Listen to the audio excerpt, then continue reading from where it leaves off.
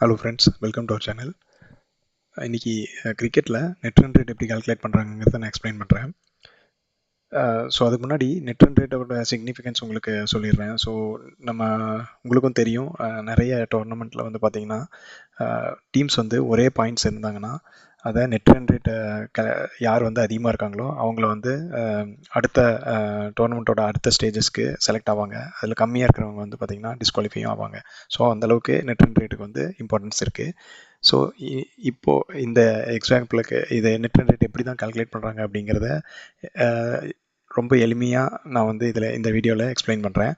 So அதை explain பண்ணுறதுக்காக நான் எக்ஸாம்பிளுக்கு எடுத்துக்கிட்டது இந்த வருஷத்தோட ஐபிஎல்லோட 2025 பாயிண்ட்ஸ் டேபிள் தான். ஸோ நீங்கள் இங்கே பார்க்கலாம், ரெண்டு பாயிண்ட்ஸ் டேபிளோட இமேஜ் இருக்குது. அதில் ஃபஸ்ட்டு வந்து பார்த்தீங்கன்னா இந்த வருஷம் எல்லா டீமும் ஒரு மேட்ச் ஆடி முடிச்சதுக்கப்புறம் அவங்களோட நெட் ரன் ரேட்ஸ் எல்லாமே இருக்குது. அதுதான் இந்த பாயிண்ட்ஸ் டேபிள் வந்து காட்டுது. இதில் நம்ம எடுத்துக்க போகிற டீம் வந்து பார்த்தீங்கன்னா இந்த கால்குலேஷனுக்கு சிஎஸ்கேவே எடுத்திருக்கேன். இங்கே பார்த்தீங்கன்னா சிஎஸ்கே 0.493 இந்த நெட் ரன் ரேட்டில் இருக்குது. இதுதான் வந்து இந்த ஃபஸ்ட்டு மேட்ச் முடிஞ்சதுக்கப்புறம். அதுக்கப்புறம் வந்து பார்த்தீங்கன்னா 2 மேட்ச் முடிஞ்சதுக்கப்புறம் என்ன நெட் ரன் ரேட் இருந்தது அப்படிங்கிறதும் இந்த ரெண்டாவதுல இருக்கிற இந்த இமேஜில் தெரியுது இல்லைங்களா. இதில் சிஎஸ்கேவை நான் இங்கே ஹைலைட் பண்ணியிருக்கேன். ஸோ இப்போது நம்ம வந்து ஆக்சுவலாக இந்த நெட் ரன் ரேட் வந்து கால்குலேட் பண்ணி இந்த பாயிண்ட்ஸ் டேபிளில் இருக்கிற வேல்யூ கூட கம்பேர் பண்ணி பார்க்கலாம். ஸோ இப்போது அதுக்கு முன்னாடி பார்த்தீங்கன்னா சிஎஸ்கேவோட 2 மேட்சோட ஸ்கோர் கார்டை வந்து இங்கே ஸ்னாப்ஷாட்டை நான் எடுத்து போட்டிருக்கேன். இங்கே பார்க்கலாம், ஃபஸ்ட்டு மேட்ச் வந்து மும்பை இந்தியன்ஸ் கூட, செகண்ட் மேட்ச் வந்து ஆர்சிபி கூட. ஸோ இப்போது இந்த கால்குலேஷனை டீட்டெயிலாக உள்ளே போகிறதுக்கு முன்னாடி ஓவராலாக நெட் ரன் ரேட்டோட ஃபார்முலா இதுதான் வந்து ஃபார்முலாங்க. இதை நீங்கள் கூகுளில் கூட எடுத்துக்கலாம். ஸோ இந்த நெட் ரன் ரேட்டோட ஃபார்முலா பார்த்தீங்கன்னா total run score divided by total overs faced. அதாவது நம்ம எவ்வளவு ரன்னு எடுத்தோம் அதுக்கு எவ்வளவு ஓவர் பிடிச்சோம் அப்படிங்கிறது. அடுத்தது ரெண்டாவது, இப்போ இதை கண்டுபிடிச்சிங்கன்னா நமக்கு ஒரு ரன் ரேட் வரும் இல்லைங்களா. அதிலேருந்து மைனஸ் பண்ணணும்னு சொல்கிறாங்க. எதை total runs consider total overs bowled, அதாவது எவ்வளோ ரன் கொடுத்தோம் அதுக்கு எவ்வளோ ஓவர் பவுல் பண்ணோம் அந்த ரன்னு கொடுக்கறக்கு. ஸோ இப்போ வந்து பார்த்திங்கன்னா ஃபஸ்ட்டு நம்ம எவ்வளோ ரன் எடுத்தோம் எவ்வளோ ஓவரில், அதே மாதிரி எவ்வளோ ரன் கொடுத்தோம் எவ்வளோ ஓவரில், இது ரெண்டையும் சப்ட்ராக்ட் பண்ணி வர்றது தான் நம்மளோட நெட் ரன் ரேட். இது வந்து இந்த ஃபார்முலாலேருந்து நமக்கு புரியுது. ஸோ இப்போ நான் என்ன பண்ணுறேன், இந்த டேபிள் வந்து நான் ஆல்ரெடி ஃபில் பண்ணியிருக்கேன். இதை நான் 1 by 1 உங்களுக்கு எக்ஸ்பிளைன் பண்ணுறேன். அதாவது மேட்ச் நம்பர் 1 இங்கே, அடுத்தது நீங்கள் இங்கே பார்க்கலாம் ரன் ஸ்கோர்டு. மொத்தமாக ஃபஸ்ட் மேட்ச்சில் வந்து பார்த்தீங்கன்னா இங்கே சிஎஸ்கே 158 ரன்ஸ் மும்பை இந்தியன்ஸ்க்கு எதிராக. ஸோ அந்த 158 ரன்ஸை இங்கே போட்டிருக்கேன். எவ்வளோ ஓவரில் 19.1 ஓவர்ஸ். ஆனால் இங்கே பாருங்களேன், இந்த காலம் நம்பர் ஓவில் இங்கே இந்த இடத்துல நான் போட்டிருக்கேன் 19.167 போட்டிருக்கேன். ஆனால் 19.1 போடல. இங்கே தான் ஒன்று புரிஞ்சுக்கணும். நம்ம நார்மலாக பண்ணுற ஒரு சின்ன வழக்கமான ஒரு சின்ன மிஸ்டேக்கு வழக்கத்தில் வச்சுருக்கிறது என்னென்னு பார்த்தீங்கன்னா 19.1னா அது 19.1 ஓவர் அப்படின்னே நம்ம சொல்லுவோம். என்னன்னு பார்த்தீங்கன்னா 19ங்கிறது ஓவரு, 0.1ங்கிறது பால்ஸு. ஓகேங்களா, அதாவது ஒரு பால் போட்டிருக்காங்க அர்த்தம். ஸோ இங்கே நான் ரெண்டையும் தனித்தனி எழுதியிருக்கேன், 2 காலம் எழுதியிருக்கேன் பாருங்கள். ஓவர்ஸ் 19, பால்ஸ் வந்து 1. ஸோ அப்போது ஒரு பால் 6ல் ஒரு பால் தான் போட்டிருக்காங்கன்னா 1 6ஆல் வகுத்து அப்போது என்ன வருதோ அதுதான் வந்து ஆக்சுவல் ஓவர்ஸ்னு அர்த்தம். அப்போது 6க்கு ஒரு பால் தான் போட்டிருந்தாங்கன்னா இங்கே பார்த்தீங்கன்னா 1/6 போட்டிருக்கேன். அது எவ்வளோ வருது 0.167. ஸோ 0.167 தான் ஓவர் தான் போட்டிருக்காங்கன்னு அர்த்தம். ஏற்கனவே 19 ஓவர் போட்டாங்க, அடுத்தது 0.167 ஓவர் போட்டிருக்காங்க. ஸோ இது ரெண்டையும் கூட்டினா வர்றது தான் மொத்த ஓவர், ஆக்சுவல் ஓவர். ஸோ 19.167. இப்போ இது கரெக்டாக அப்படின்னு கேட்டிங்கன்னா இதை ஒரு கிராஸ் வெரிஃபை பண்ணலாமே. இப்போ பார்த்தீங்கன்னா பால்ஸை வந்து நான் 6 பால் போட்டு தான் நினச்சிக்கலாம். இப்போது 19 ஓவர் போட்டு முடிச்சாச்சு, அடுத்தது ஒரு பால் தான் போட்டிருக்காங்க இங்கே. ஆனால் 6 பாலும் போட்டதாக இருந்தால் என்ன ஆகணும், ஆட்டோமேட்டிக்காக 20வது ஓவராக அது மாறிடும் இல்லைங்களா. இப்போ நான் இங்கே 6ன்னு போடுறேன் பாருங்கள். 6ன்னு போட்டோன்னா பார்த்தீங்கன்னா இங்கே ஆக்சுவல் ஓவர்ஸ் 20 ஆயிடுச்சு. எப்படி ஆயிடுச்சு, அதாவது 6ஆல் வகுத்தா ஒரு ஓவர்னு இங்கே வந்துடும். ஸோ இந்த 19 + 1 20 ஆயிடுச்சு. ஸோ நான் இப்போ இது பழையபடி 1ன்னே மாற்றிடுறேன், ஏன்னா அதுதான் ஆக்சுவலாக அந்த மேட்சோட ரிசல்ட்டு. CSK 158 for 6 19.1 ஓவர்ஸில். ஸோ இங்கே பார்த்தீங்கன்னா 19 ஓவர்ஸ் 1 பால் போட்டேன். ஸோ இப்போ 19.167 ஓவர்ஸ் வந்துருச்சு. ஸோ இப்போ இந்த க்ரீன் கலர் பாக்ஸில் நமக்கு வேண்டிய 2 விஷயமும் கிடச்சிருச்சு. டோட்டல் ரன்ஸ்க்கு எவ்வளோ நம்ம எடுத்தோம், எவ்வளோ ஓவரில் எடுத்தோங்கிறது. ஸோ இது ரெண்டையும் வகுத்தோம்னா நமக்கு கிடச்சிரும் 8.243. அதாவது ரெண்டையும் டிவைட் பண்ணிட்டோம்னா நமக்கு இங்கே கிடச்சிருச்சு 8.243. இதுதான் இங்கே டிவைட் பண்ணி தான் இங்கே வச்சுருக்கேன். ஓகேங்களா? ஸோ ஒன் போர்ஷன் முடிஞ்சுது. அதுதான் இந்த ஏரோவில் காட்டியிருக்கு. இந்த பாக்ஸில் முடிஞ்சுது. ஸோ ரெண்டாவது போர்ஷன் ஆஃப் த ஃபார்முலா என்ன சொல்லுது, நம்ம எவ்வளோ ரன் கொடுத்தோம் எவ்வளோ ஓவரில் அப்படிங்குது. அப்போது நீங்கள் மும்பை இந்தியன்ஸ் எவ்வளோ அடித்தாங்க, 155 20 ஓவர்ஸில் அடிச்சிருக்காங்க. ஸோ 155 ரன்ஸு ஓவர்ஸ் 20, ஏன்னா பால்ஸ் எதுவும் கிடையாதுங்கிறனால அது 0ன்னு போட்டேன். ஸோ ஃப்ராக்ஷன் எதுவும் வராது, 0 anything is 0. அதனால் அது வந்து பார்த்திங்கன்னா 0னே வந்துருச்சு. ஸோ 20 ஓவர்ஸ் தான் ஆக்சுவலாக அவங்க ஆடியிருக்காங்க. ஓகேங்களா?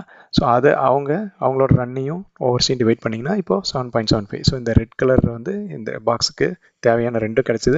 அதையே டிவைட் பண்ணியும் நம்ம வேல்யூ எடுத்துட்டோம். இப்போ என்னங்க பண்ணணும், ஃபைனல் வந்து இந்த ரெட் கலர் வேல்யூ, இந்த green colour value minus red colour value பண்ணோம்னா நமக்கு ரிட்டர்ன் ரேட் கிடச்சிரும். ஸோ அதுதான் இங்கே பண்ணியிருக்கேன் கடைசியாக. இதையும் மைனஸ் பண்ணியிருக்கேன். இப்போ நீங்கள் பார்க்கலாம் இதோட வேல்யூ என்ன வந்திருக்கு, 0.493 அப்படின்னு வந்திருக்கு இல்லைங்களா? இதை நான் வந்து ஒரு டிஃப்ரெண்ட்டான கலர் ஒன்று கொடுத்துக்கிறேன். ஸோ 0.493. ஸோ இப்போ நீங்கள் டேபிளில் பார்க்கலாம் 0.493 தான் சிஎஸ்கே வந்து ஃபஸ்ட் மேட்ச் முடிஞ்ச உடனே நெட் ரன் ரேட்டாக இருக்குது. ஸோ நம்ம கால்குலேட் பண்ணது கரெக்ட். சரி, ஓகே. ரெண்டாவது மேட்ச் முடிஞ்சதுக்கப்புறம் எப்படி -1.013 ஆச்சு சிஎஸ்கே, அதாவது +0.493 இருந்தோம், நம்ம வந்து மைனஸுக்கு போயிட்டோம், -1.013 ஆகிட்டோம் 2 மேட்ச் முடிஞ்சதுக்கப்புறம். இது எப்படி நடந்துச்சு அப்படின்னு பார்க்கலாம். இப்போது நான் அதை அன்னைட் பண்ணுறேங்க. நான் ஏற்கனவே இந்த கால்குலேஷனை போட்டு வச்சுருக்கேன், அதை நீங்கள் இப்போ அன்னைட் பண்ணிட்டேன். இப்போது ரெண்டாவது மேட்சோட ரன் ஸ்கோர்டு, ரெண்டாவது மேட்ச்சில் எவ்வளோ ஓவர்ஸ் நம்ம எடுத்துக்கிட்டோம் அப்படிங்கிறதெல்லாம் இங்கே போடுறேன். ஏன்னா அதே ஃபார்முலா தான். ஸோ ரெண்டாவது மேட்ச்சில் சிஎஸ்கேவோட ஸ்கோர் வந்து 146 20 ஓவரில். ஓகேங்களா? இதில் வந்து பால்ஸ் எதுவும் கிடையாது, அதனால் டைரெக்டாக 20 ஓவர். அடுத்தது எவ்வளோ ரன் கொடுத்தோம் அப்படின்னா ஆர்சிபிக்கு 196 ரன்ஸு 20 ஓவரில் கொடுத்துருக்கோம். ஸோ அதையும் டைரெக்டாக போட்டாச்சு. ஆனால் இங்கே ஏன்ப்பா ரன் ரேட்டை நீங்கள் கால்குலேட் பண்ணல அப்படின்னு உங்களுக்கு தோணும். ஆனால் ஏன் கால்குலேட் பண்ணலைன்னா, இப்போ தான் ஃபஸ்ட் மேட்ச்சுக்கு ரன் ரேட்டை ஃபுல்லாக கால்குலேட் பண்ணி செகண்ட் மேட்ச்சுக்கு தனியாக ரன் ரேட்டை கால்குலேட் பண்ண முடியாது. இது வந்து நெட் ரன் ரேட். அதனால் என்ன சொல்கிறாங்கன்னா, நான் இப்போ மறுபடியும் ஃபஸ்ட் மேட்ச்சு செகண்ட் மேட்ச்சில் எடுத்த மொத்த ரன்னையும் கூட்டி அதை இங்கே போட்டுக்கணும். அதே மாதிரி மொத்த பாலையும் கூட்டி அதை போட்டு அது ரெண்டையும் தான் வந்து டிவைட் பண்ணணும். அதுதான் வந்து இந்த ஃபார்முலாவில் உள்ள ஒரு சின்ன ஒரு ட்ரிக்கு. ஸோ இப்போ பார்த்தீங்கன்னா ஃபஸ்ட் மேட்ச்சில் 158 ரன்னு, செகண்ட் மேட்ச்சில் 146 ரன்னு நம்ம அடித்து எடுத்தது. ஸோ மொத்தமாக 304 ரன் வந்துருச்சு. ஸோ 2 மேட்ச்லேயும் நம்ம இந்த ரன்னை அடிக்கிறதுக்கு எடுத்துக்கிட்ட ஓவர்களோட சம் வந்து பார்த்திங்கன்னா முதல் 19.167, ரெண்டாவது 20. ஸோ இது ரெண்டையும் கூட்டினா 39.167. ஸோ 304 ரன்னை 39.167 ஓவரில் நம்ம அடிச்சிருக்கோம். ஸோ அப்போ அதை ரன் டிவைடட் பை ஓவர்ஸ் போட்டோம்னா நமக்கு ஒரு ரன் ரேட் கிடச்சிருச்சு. ஸோ இதை தான் இங்கே வச்சுருக்கோம். இதே மாதிரி ரன்ஸ் கன்சிடர்டு பார்த்தீங்கன்னா அதே தான் பண்ணணும்.